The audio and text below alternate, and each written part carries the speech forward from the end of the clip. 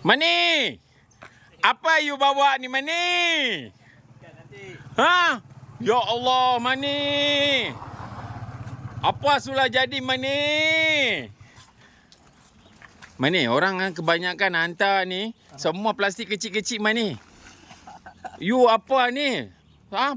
Banyak besar ini, satu guni you bawa oh.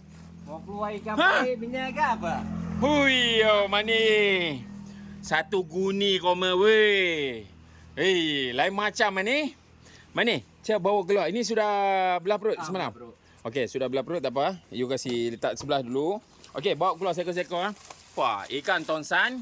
Ini yang semalam ni lah. Yang janji tu lah. 1 kilo kata punya tu lah. Okey, sudah belah perut semua. Kelabau. Okey. Yang lah tu, yang tu lah. Itu Mani. Okey. Okey. Wah, lawang semua sekali Okey. Wah, besar-besar Ini Okey, lampam Jawa. Okey. Semua sudah belah perut. Mantap. Okey, tak apa. Sudah belah perut. Itu ekor apa ni? Ha? Ekor apa ini? Tak apa, ini kita simpan dulu. Okey. Sekarang ini you timbang dulu seekor-seekor. Okey. Tak apa, timbang dulu seekor-seekor. You letak lagi, kita cerita lain. Okey, ini sudah belah perut semua. Okey, 1 kilo 300 sudah belah perut. Okey.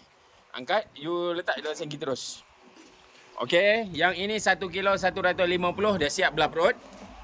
Wah, lawang banyak besar-besar Mani Okey, yang ini 950 gram. Okey, maknanya 1 kilo lebih lah. Okey. Ini tenggalan. Okey, 1 kilo 100 sudah belah perut. Okey, yang ini pun 1 kilo 100 siap dah belah perut. Wah, ini hari you boleh pergi shopping lah.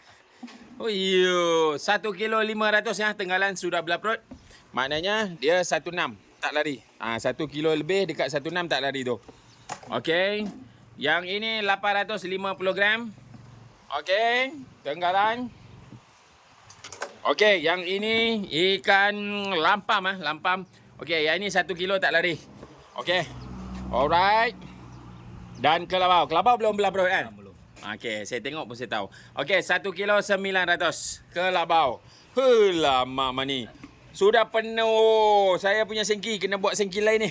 Okey, ini tongsan 3 kilo 600 dah siap belah perut. Mani. Ini Mani. Saya mau tanya, ini ikan apa Mani? Ini tak payah tunjuk. Ha? Ini. Itu tak payah tunjuk. You ni Mani. Okey, patin Ini patin 6 kilo lebih, 7 kilo lebih tak lari. Okey, 7 kilo 100.